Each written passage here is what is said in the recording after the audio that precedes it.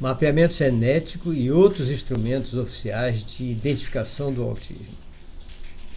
Atualmente nós temos esse mapeamento genético. Nele a gente pode identificar qual é o gene que está com alguma alteração, alguma mutação.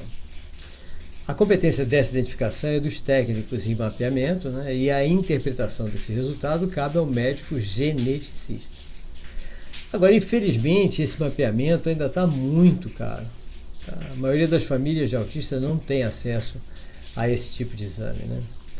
E, por outro lado, também, a simples identificação do gene não traz nenhuma garantia de cura, já que as pesquisas nesse sentido ainda são muito inconclusivas. Elas só servem, por enquanto, o mapeamento em si, né, a descoberta do gene, para alimentar as próprias pesquisas e também para aqueles pais pesquisadores, né, que querem identificar o gene mutante do filho e entra nas redes sociais e começa a procurar grupo de pais que tem filho com o mesmo gene com defeito. Lógico, isso serve para descobrir, será que alguém já descobriu a cura? Naturalmente é positivo, mas tem que ter dinheiro para isso, né? Essa identificação, então, vai mostrar, por enquanto, a parte do gene cuja programação não seguirá o padrão neurotípico. E, portanto, esse gene com defeito vai provocar alguns tipos de má formação no organismo da criança. As consequências que são provocadas por esse gene mutante estão sendo analisadas e algumas delas já podem até ser identificadas. Tá? Uma delas é a má formação nas paredes do intestino. Elas ficam permeáveis em vez das nossas que são impermeáveis. A permeabilidade na parede do intestino significa que várias substâncias e proteínas que são prejudiciais ao organismo vão para a corrente sanguínea e vão para o cérebro. Então, essa permeabilidade tem sido identificada como causa secundária da inflamação cerebral, principalmente inflamação nos astrócitos, em algumas partes do cérebro. Tá? Essas inflamações cerebrais não são identificadas com facilidade porque não tem receptor de dor no cérebro. Então, ninguém reclama de dor por parte dos autistas, né? Embora muitos deles sintam pressão, peso na cabeça, a cabeça como se estivesse querendo explodir, aumentar de tamanho. Isso vai causar o quê? Causa desconforto, incômodo, e aí isso pode ser uma das principais causas secundárias, né, ou terciária, do comportamento agressivo, do comportamento inquieto e outros comportamentos muito comuns nos autistas. A causa original, então, essa não tem dúvida, por enquanto. Parece que é a mutação genética mesmo. Mas as causas secundárias partem de defeitos provenientes dessa mutação, na formação errada, né, de algumas partes do organismo. Algumas características que são encontradas muito frequentemente nos autistas não foram ainda identificadas com total segurança como sendo provenientes dessa mutação, nem da permeabilidade das paredes do intestino, como, por exemplo, a redução das famílias de bactérias da microbiota intestinal.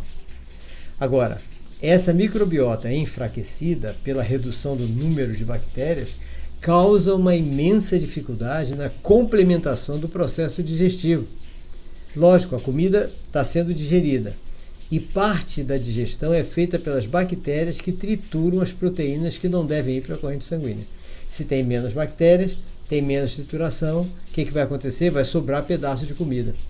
Sobrando pedaço de comida, ele deteriora. Deteriorando, cria um ambiente dentro do trato intestinal apodrecido, propício a leveduras, bactérias patogênicas, vermes, protozoários, tudo isso.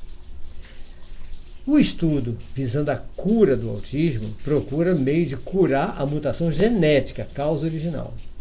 Os estudos para reduzir os sintomas procuram reduzir ou eliminar a inflamação cerebral.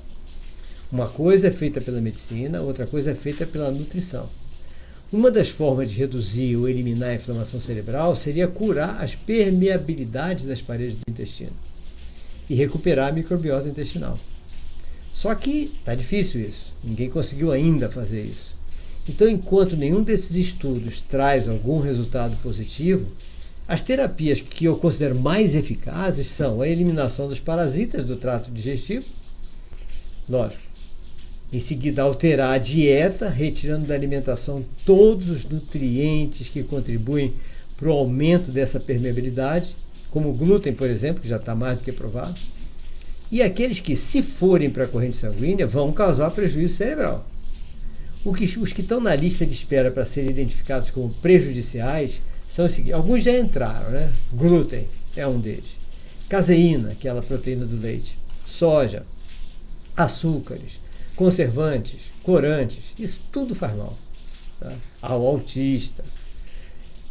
Nesses estudos tem sido observado que a infestação de parasitas no trato digestivo é intensa e inclusive tem a presença de alguns parasitas muito difíceis de serem eliminados, como por exemplo a Cândida albicans. E um pajé até, né, não tem nada a ver com a nossa ciência, mas um pajé me deu uma receita interessantíssima, chá de caroço de abacate ralado, que ataca justamente a Cândida albicans. Agora, enquanto essa parte da mutação genética ainda está em estudos, o que se procura é a identificação do transtorno pelos meios comportamentais que nós podemos observar. Agora, todo teste é confiável para identificar isso? Ainda não há testes psicológicos nem marcadores biológicos que sejam realmente confiáveis para a identificação do autismo.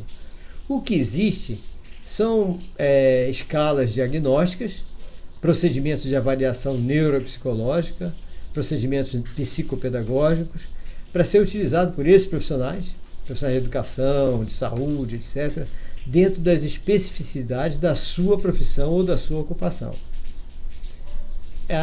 Há uma tentativa de padronizar um diagnóstico, tá? Levando em consideração uma porção de coisas. Por exemplo, relato dos pais e dos profissionais de educação sobre os padrões comportamentais, as características observadas durante o desenvolvimento da criança. E isso tudo nós já podemos obter com aquelas perguntas que nós sugerimos que vocês façam, tá? Aquele relato de questionários para a gente fazer. As informações obtidas, por exemplo, pelo próprio terapeuta também são muito importantes durante a sua observação direta do comportamento da criança. Agora, lembrando que o tempo que um terapeuta passa com a criança é muito menor do que o tempo que os outros profissionais, professores, psicopedagogos, os pais passam com a criança. Então é importantíssimo nós tomarmos o cuidado de prestar atenção aos relatos desses profissionais e dos pais, tá? Agora, a gente precisa do teste, né? Como é que a gente vai selecionar o teste para realizar? Bom, foi criado pelo Conselho Federal de Psicologia uma coisa chamada SATEPSE, que é o quê? Sistema de Avaliação de Testes Psicológicos. Eu gosto de falar o nome porque quando a gente fala muito a sigla, a gente fica perdido às vezes. Esse, então, sistema de avaliação estabelece diretrizes para a realização dessas avaliações. Esse sistema serve apenas para nós sabermos se os instrumentos que a gente pretende utilizar, que a gente gosta, são aprovados ou não pelo Conselho Federal de Psicologia. Em São Paulo foi criado até um manual protocolo para diagnóstico do TEA. Esse manual auxilia muito os profissionais de saúde, mas nem todos os testes ali recomendados são aprovados pelo Conselho Federal de Psicologia, tá? Esse manual está no nosso anexo 1 do módulo. Então, quem tiver com o módulo, anexo 1 do módulo, tá esse protocolo, tá? Para vocês baixarem e terem com vocês. É muito importante isso, tá? Agora, a Sociedade Brasileira de Pediatria, SBP, publicou um documento para triagem precoce do autismo e que é basicamente a recomendação do uso de uma escala. Eles recomendam sempre, a pediatria, o uso da escala M-CHAT. Essa escala M-CHAT ela é recomendada porque realmente ela é muito simples, a gente pode seguir sem ser médico, não tem nenhuma complicação, tá? Então, essa M-CHAT vocês podem baixar com a maior facilidade em diversos instrumentos, tem diversos instrumentos para baixar a M-CHAT. Nós vamos iniciar pelo entendimento, então, vamos iniciar o nosso estudo pelo entendimento dessa escala, a escala M-CHAT.